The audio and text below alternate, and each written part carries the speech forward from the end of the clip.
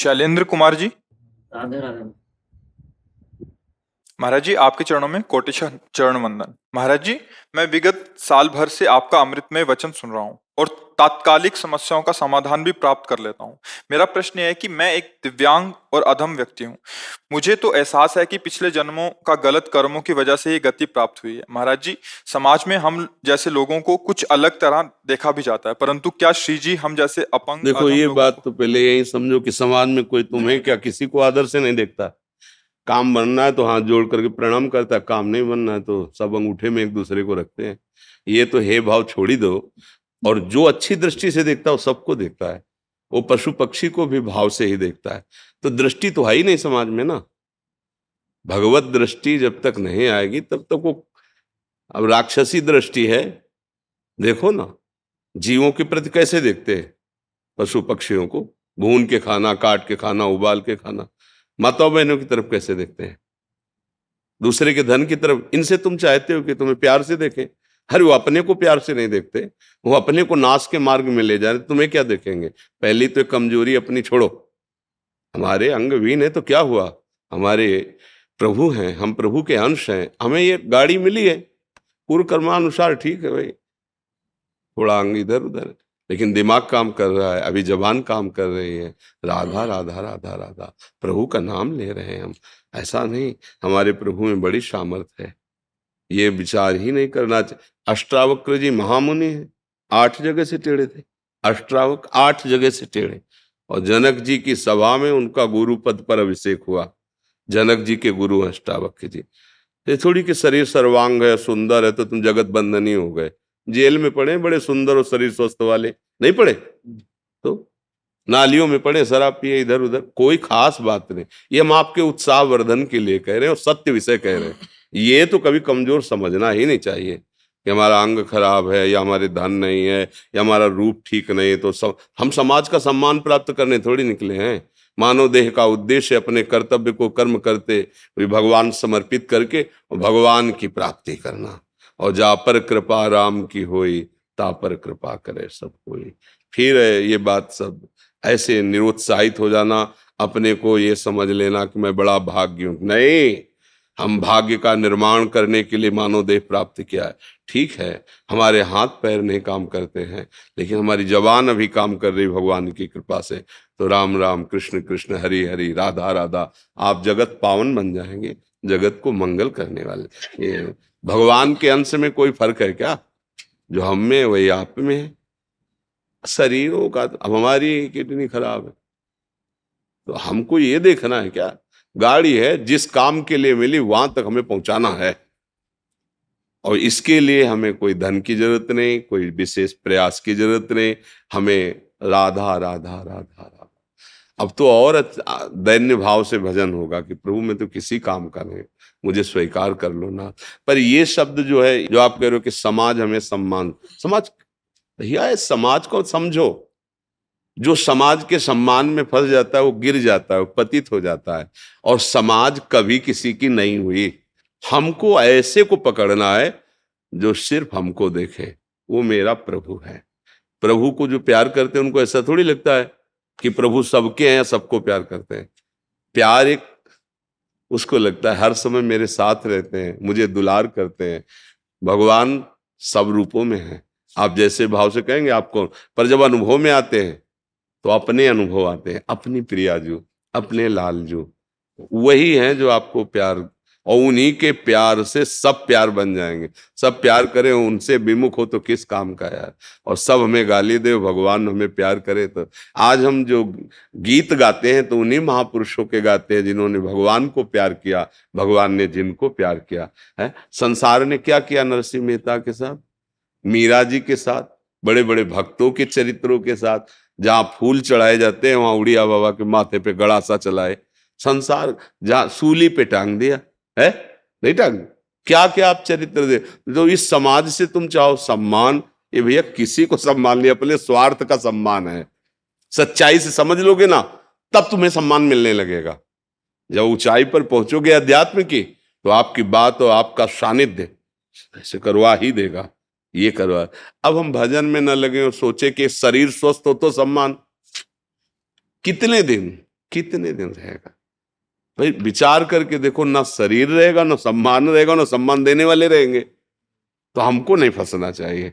हमको ऐसी जगह प्यार करना चाहिए जो हमें सदैव अपने पास रखे, और जिसके पास कोई कमी ना हो, और जो सर्वशक्तिमान हो, और जिसके हम हैं वो हमारे केवल प्रभु हैं, भगवान हैं। अगर समझ में आ जाए तो आ जाए, ना आ जाए तो राधा राधा।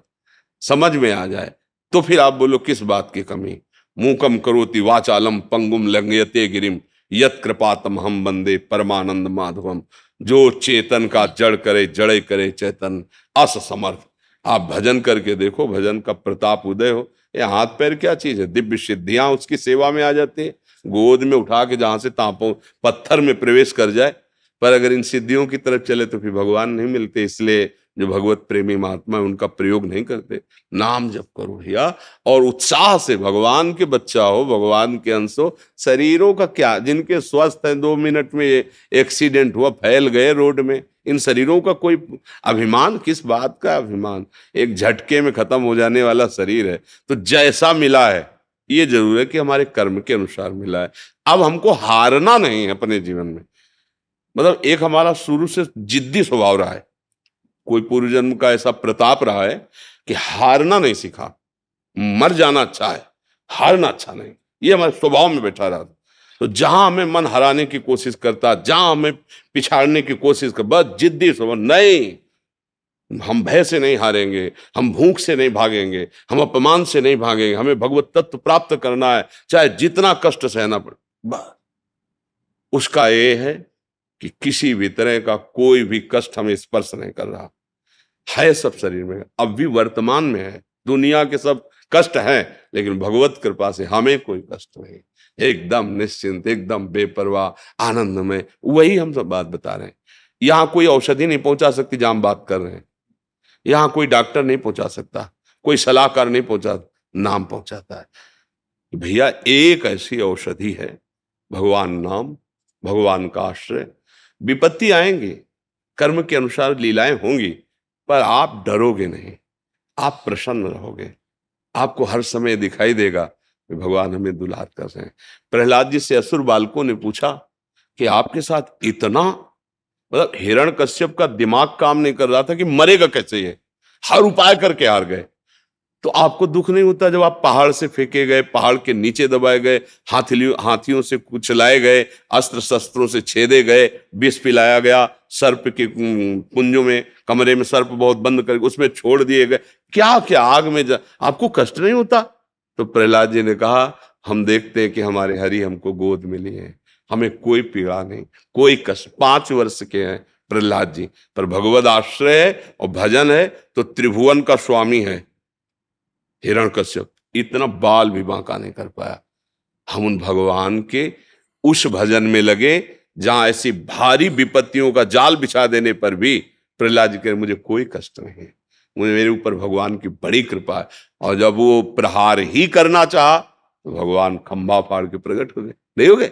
और ऐसा भयंकर रूप कि कहीं पढ़ा लिखा नहीं गया था कि भगवान का ऐसा रूप है। बड़े सुंदर भगवान है, लेकिन क्रोध आवेश में नरसिंह अवतार धारण किया। कांप रहे थे बड़े बड़े लोकपाल। वो भगवान हमारे लिए ही तो क्रोध धारण किए थे, भक्त के लिए ही तो धारण किए थे। बस भगवान का आश्रय और नाम जप, यही भक्ति का स्वरूप है। अगर हम भगवान का नाम ले आज से, ये सब कमजोरी मिट जाएगी। आप दिव्य हैं, भगवान के अंश हैं। शरीर को लेकर आप इस बात में निराश हो, जीवन व्यर्थ चला जाए, बिल्कुल नहीं, ऐसा नहीं।